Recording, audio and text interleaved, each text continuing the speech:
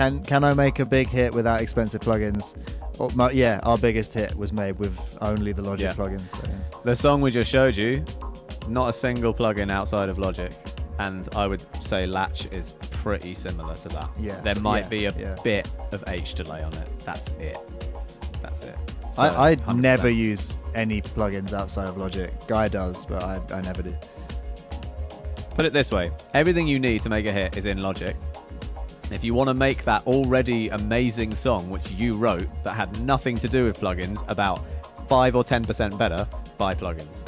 That's all it does. It makes your already amazing idea a tiny bit better.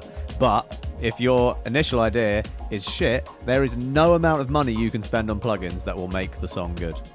So don't waste your time on buying expensive plugins. Get yourself established first, make some sick tunes, get people interested, get a fan base, and then once you're on, up and running, okay, then you can think, well, where's that extra little crack that I can fill of just perfection? How close can I get to perfection now? At the start, it really doesn't matter.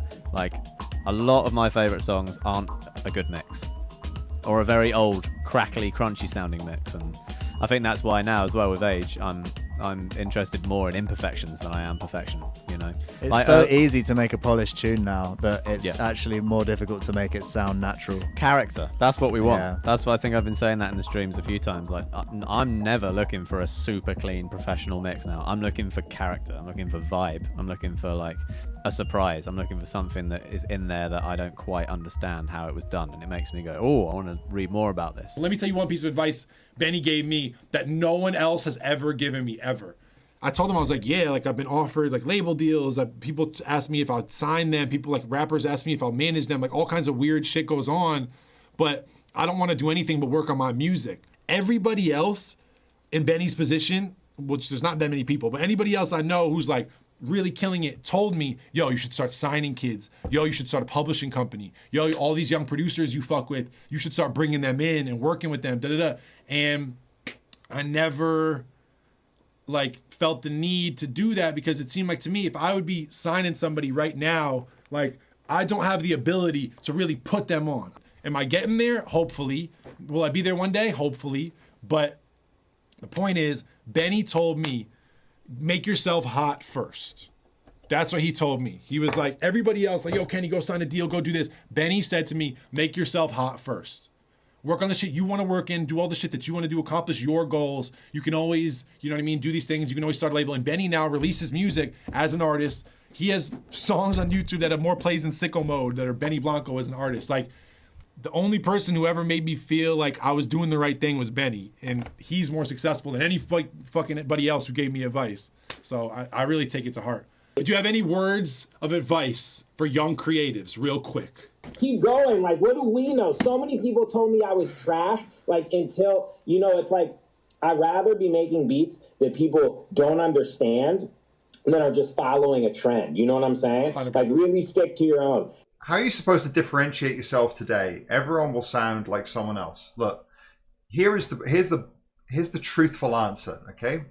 It's really, really difficult if you want to consider yourself as someone that is pursuing art. You want to have a body of work that you look back on and you go, I created something that was influential there.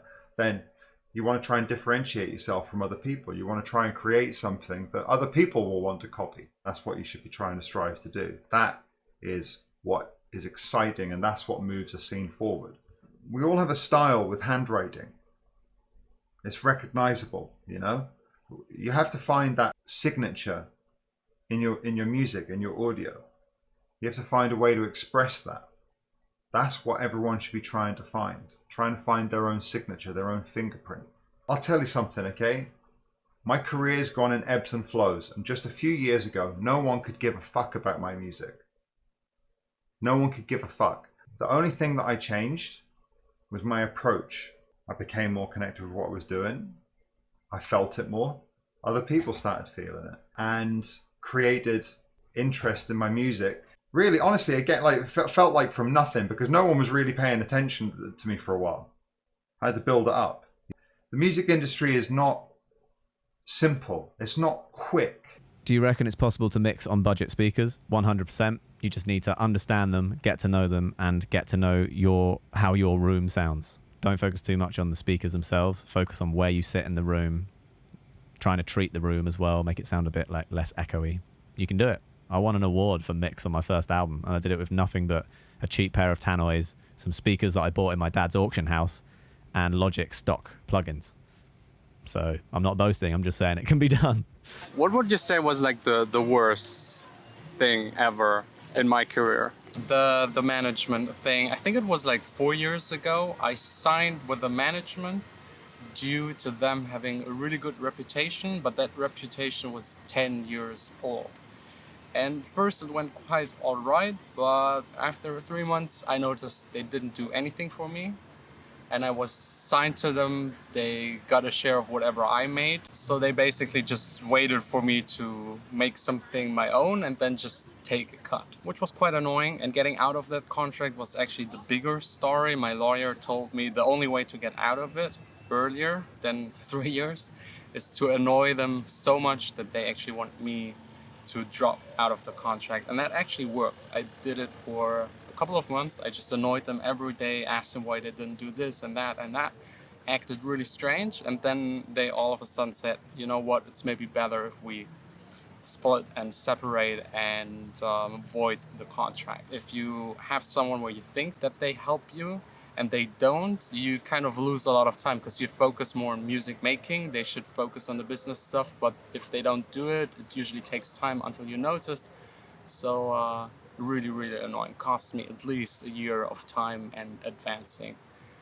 But also had some positive sides. Due to that incident, I actually started my own label, managed myself fully. I was way more dedicated and it actually worked out. So try always when you're in a negative situation to make the best out of it, turn it around, gain new motivation and just start all over again. It will somehow work out. And whenever you sign a contract, do way more background information. Signing a song is fine. If you do a mistake, it's just that one song, but signing your entire career to another company for 3 years, background check them. Because the guys that made it big, that gave that company that big reputation, didn't anymore work there, and only the people were left that didn't do anything.